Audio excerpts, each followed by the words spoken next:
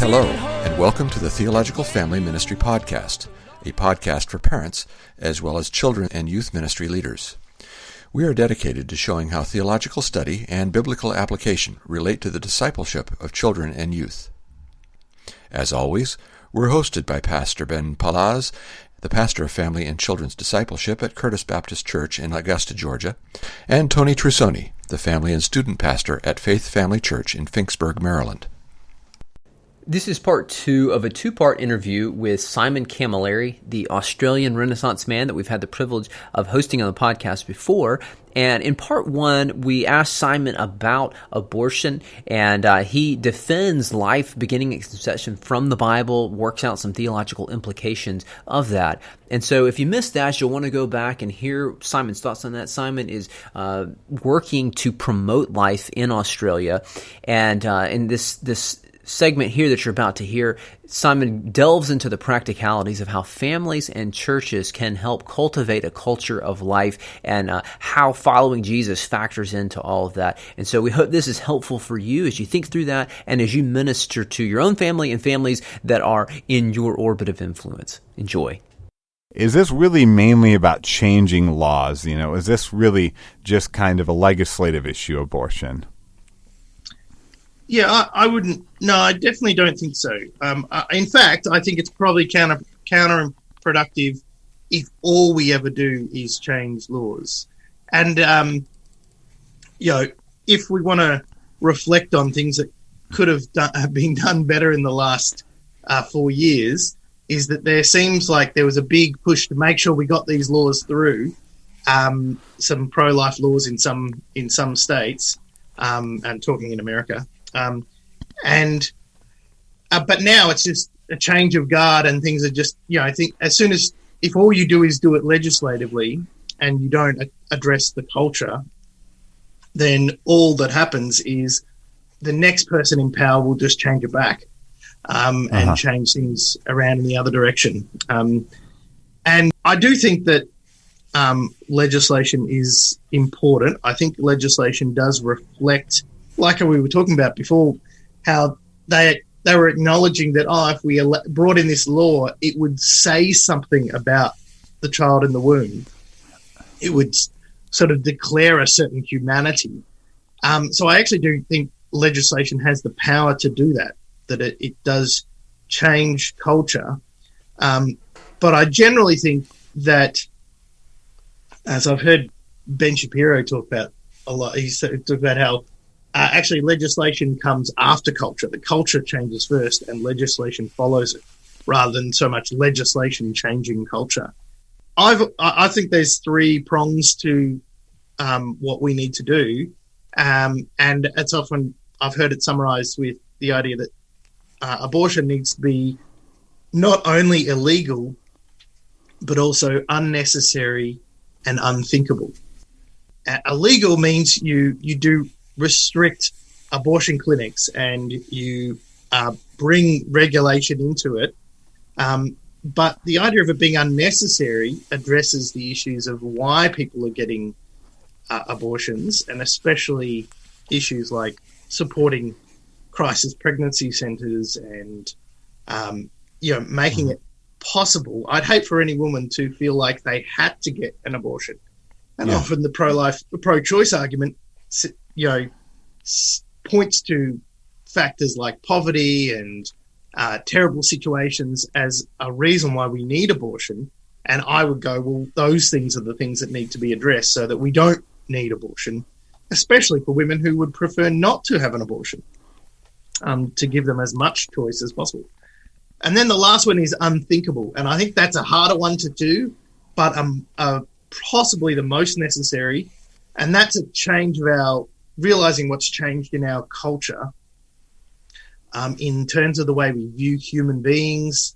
And there definitely is a movement away, maybe not a movement away, but a generation that's leaving back behind the idea that human beings are made in the image of God, or that human beings are inherently valuable. Now the arguments, especially in Australia, I hear, is human beings are valuable on the basis of their utility.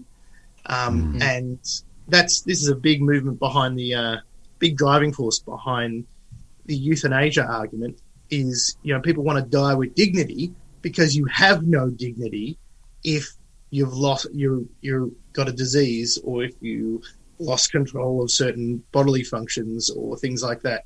That's what your dignity is wrapped up in.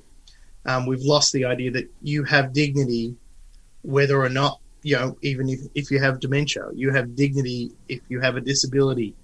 And so I think Christians have a wonderful message of humanity that cuts through racism and sexism and ableism and all these things, that it says that no matter what stage of life you're in, whether you're in the womb or elderly or a teenager, you have the same value no matter what you bring to the table of society. You have value and you are worth something. And that's a really beautiful message that I think we need to recapture or maybe teach the next generation. And I think it will, hopefully that would address a whole range of issues, including abortion. Yeah, it definitely hits that, but like you said, it touches on many other issues in the nitty-gritty of life. So, Simon, why do you think that young people, because there's a number of stats that I've come across that are reporting that younger people are gravitating, at least in America, to the pro-life movement. Their minds have been changed, but as science progresses and it's confirming more and more that life begins at conception, why do you think those things are going hand in hand? Yeah. Well, there's one, I don't know how strong an issue how strong an argument this is, but there's one argument that I heard that it was inevitable because pro-choice families have more kids. So, in the end, pro-life families have more kids. But pro-choice families may have kids, may not. Pro-life families generally have lots of kids, so they just sort of like populate the next generation anyway. I don't know how great an argument that is, but there's probably an element to that, which is good. But I do think that science does play a big part in that. There's if people know about writers on the topic of abortion in America, there's a great book called Aborting America by Bernard Nathanson. He used to be an abortionist. He sort of started the NARAL organization, big abortion. He was one of the co-founders of that, and he completely changed his view and became a pro-life advocate. And he wrote in Aborting America, which was written in 1979, a long time ago. He wrote, "Fewer women would have abortions if wombs had windows." And little did he know how much wombs would eventually have windows. Now, my mum said she didn't see any 4 of her boys till they were born. Whereas now we have so much video and photos, and sometimes, if you can get it, the 3-dimensional video, and we can see inside the womb. And the study of embryology has just massively grown. You can now take a child out of the womb and operate on it and then return it to the womb so it can finish its gestation. And that just blows a lot of these arguments out of the water. Like, was it a human when it was taken out of the womb? And then it went back to not being a human when it went back in the womb, And, so I think science has wonderfully shown us actually the humanity of the unborn. And the study of genetics has too, because now we don't define a human being by whether you've got certain facial features or this or that. Now we go, that's a human and that's not a human based on its genetics, And so we can say that the child is, as people are learning this and as the next generation is just growing up with this knowledge, I don't think it's surprising that they're seeing the value in, at the very least, whether you want to give the big categories of pro-life and pro-choice, because often they're tackling different issues. But at least they're growing up with an awareness that the child in the womb is a human being. And it's very hard to just go, yep, no, it's only a human being when it starts breathing, or, that sort of thing. That argument. I know lots and lots of pro-choice people who can't help but acknowledge that the child, at least in the later stages, is indeed a human being, just like a newborn is. Now, how can parents better instill pro-life values in the next generation, in your opinion? Yeah, well, all I can share is what I do with my daughter. And one of the things I actually don't think Christians think a lot about is the language they use. I touched on that a bit earlier. Is just how we talk about children that are in the womb, and how we talk about women who are pregnant. Instead of talking about in the future sense, you'll become a mother. Are you looking forward to becoming a mother? Or are you looking forward to, this child coming into the world, or, just the child is in the world, you are a mother. So often when